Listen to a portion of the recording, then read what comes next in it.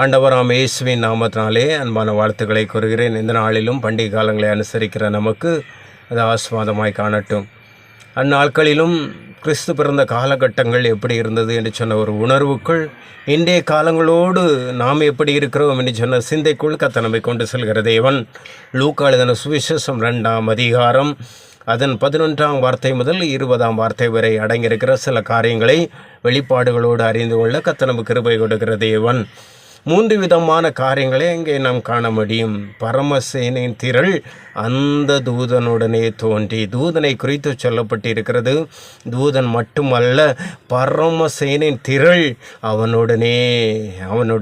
இந்த நாளில் அதுபடிப்பட்ட ஒரு பலத்தை நாம் காண வேண்டும். இன்றைய காலங்களில் நாம் போடுகிற ட்ரெஸ்ஸோ, நாம் அலங்கரிக்கிற விதங்களோ, நாம் ஆலயத்தை பலிபீடங்களை நாடக கொட்டை போல மாற்றி ஆட்டம் பாட்டம் கொண்டாட்டம் போடுவது அல்ல பலன்.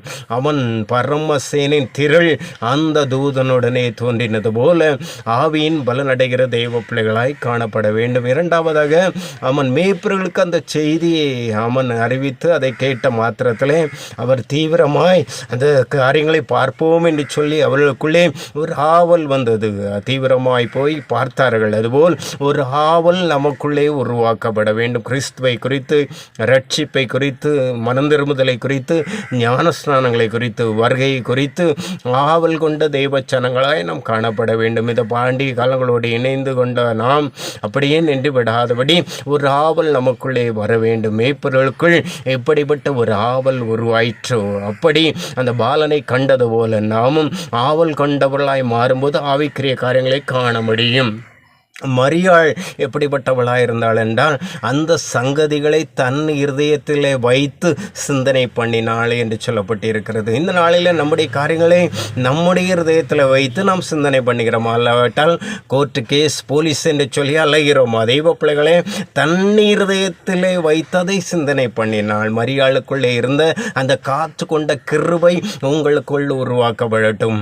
அவன் தூதனுக்குள்ளே எப்படிப்பட்ட சேனையின் பலன் உருவாயிற்றோ அந்த பலனை கர்த்தர் உங்களுக்காய் கொடுக்கட்டும். மேய்ப்பர்களுக்குள்ளே எப்படிப்பட்ட ஆவல் உருவாயிற்றோ அதுபோன்று ஆவல் உங்களுக்குள்ளே ஆவிக்குரிய வளர்ச்சியாய் உருவாகட்டுமே. மரியாள் தன்னை எப்படி அந் இருதயத்துக்குள்ளே சிந்தனை பண்ணி அதை காத்து கொண்டால் அப்படிப்பட்ட அல்ல காத்துக்கொள்ள கிருபை கடந்து வரட்டுமே. உண்மையாகவே அவன் அன்றைய காலங்கள் எப்படி இருந்தது என்று சொன்ன சிந்தையை கொடுக்கிற கர்த்தர் இன்றைய காலங்களை நாம் நினைத்து வருந்தாதபடி அவன் அதை தாண்டி செல்ல கிருபைக்குள் கர்த்தர் நம்மை நடத்தட்டும். கர்த்தருடைய முகத்தை நோக்கி பார்ப்போம். அனுகிரகமேறிய நாளில் கர்த்தருடைய மகிமையின் பிரசனம் எங்கள் தேசத்தை மூடட்டும்.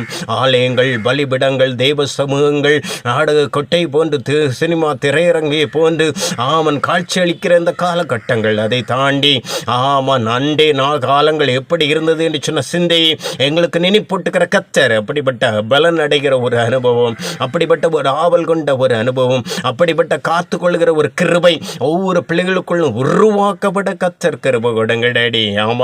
ஆமன் பரமசேனை திரள் அந்த தூதனோடு தோன்றினது போல் நம்முடைய பிள்ளைகளுக்கு அப்படிப்பட்ட பலன் உருவாக்கப்பட கர்த்தர் கிருபை கொடுங்க. பலகினர் அல்ல, பலமாய் பலத்தினால் நிரப்பப்பட கர்த்தர் கிருபை கொடுங்கப்பா.